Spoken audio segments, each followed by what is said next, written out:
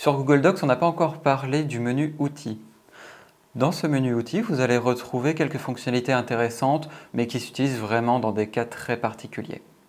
On va retrouver par exemple tout ce qui va être grammaire et orthographe. Donc ça, c'est de base valide sur Google Docs. Vous allez retrouver également le nombre de mots, donc qui va vous permettre de regarder le nombre de pages, le nombre de mots, le nombre de caractères, d'espaces, etc. Dans ce menu aussi, vous allez retrouver quelques modifications suggérées, la comparaison de documents. Vous allez retrouver la comparaison de documents. Et cette comparaison, on va la voir après. C'est surtout utile lorsque vous faites un travail collaboratif avec des collègues pour pouvoir comparer deux documents identiques que chacun aura modifiés de son côté. Sur le menu outils, vous allez retrouver également la fonctionnalité citation.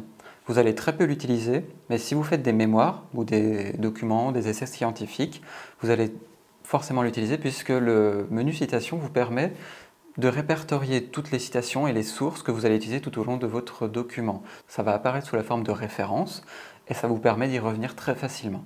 Donc dans le monde de l'entreprise, on va très peu l'utiliser. La fonction explorer qu'on a déjà vue.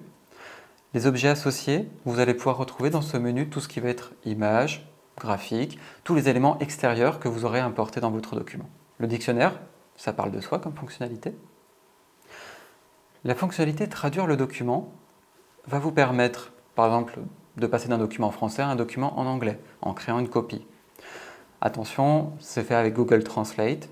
Il peut y avoir des coquilles dedans, donc je vous invite à relire le document. La saisie vocale vous permet de dicter à l'oral votre texte et il est retranscrit automatiquement dans le document. C'est comme sur votre smartphone, si vous utilisez cette fonction. L'éditeur de script, lui, c'est une fonction similaire à la fonction macro sur Word. Donc ça permet de créer des fonctionnalités plus avancées, mais il faut pouvoir connaître du langage informatique comme le Visual Basic. Donc pour une utilisation professionnelle, en général on vous donnera directement les scripts déjà tout faits. Les préférences, on s'arrête quelques instants dessus. Sur les préférences, vous allez pouvoir retrouver les fonctionnalités liées aux guillemets. Par exemple, si vous souhaitez convertir des guillemets américains en guillemets français, des guillemets courts, vous allez retrouver également la détection de liens.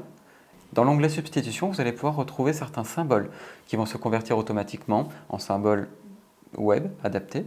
Donc par exemple, si vous faites parenthèse, c'est parenthèse, ça va se transformer automatiquement en symbole copyright. Vous pouvez en retrouver plusieurs tout au long.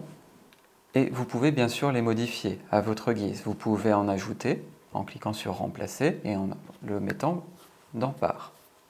Autre fonctionnalité qui peut être importante si vous êtes malvoyant, ce sont les paramètres d'accessibilité. Vous allez retrouver la possibilité d'activer le mode braille ou le mode loupe. Enfin, dans le menu outils, vous allez retrouver le tableau de bord des activités qui ne seront pas très utiles, mais je vous fais un survol. Vous allez pouvoir voir qui peut lire le document, voir le nombre de fois qu'il a été consulté, avec des statistiques et tout ça. Donc très peu utile pour une utilisation restreinte. Donc ce menu, vous n'allez pas forcément l'utiliser au maximum de ses capacités, mais il se peut que vous ayez besoin de quelques-unes de ces options, donc comme ça vous saurez où elles sont.